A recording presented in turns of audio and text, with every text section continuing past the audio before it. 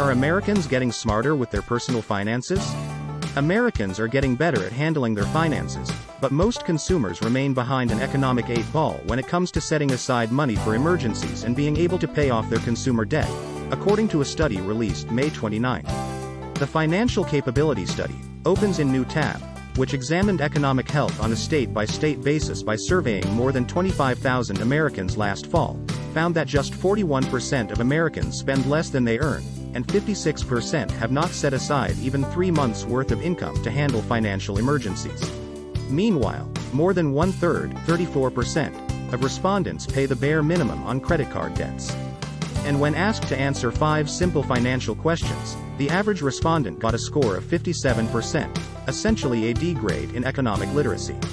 Higher wage earners and those who are well educated were more likely to be financially healthy and less likely to engage in financially destructive behaviors, such as getting payday loans or borrowing against their retirement savings, according to the study. However, the survey also found that where you live can have an impact.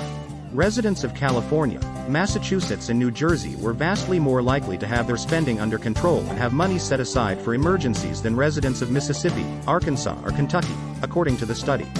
Some of the disparity can be linked to demographic differences in age, income and education levels, Jerry Walsh, president of the FINRA Foundation, said in an interview. However, there still were striking, and unexplained, differences even when holding those factors constant, she said. Carrie Patterson, co-author of Change Anything: The New Science of Personal Success, said peer pressure may be partly to blame. The impact of social forces is significant, says Patterson.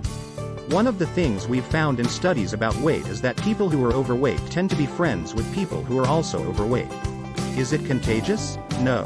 It's more that they reinforce each other's bad behaviors.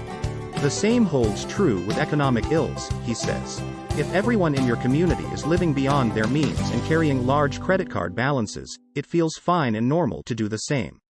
If, on the other hand, they're all talking about saving and living on less, carrying a heavy debt load begins to feel uncomfortable. On the bright side, the study found noteworthy improvements in economic health and some financial behaviors, Walsh said.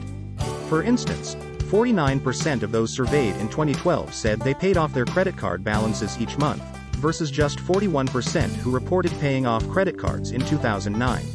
Only 35% of Americans had 3 months' income set aside for emergencies in 2009, versus 40% today.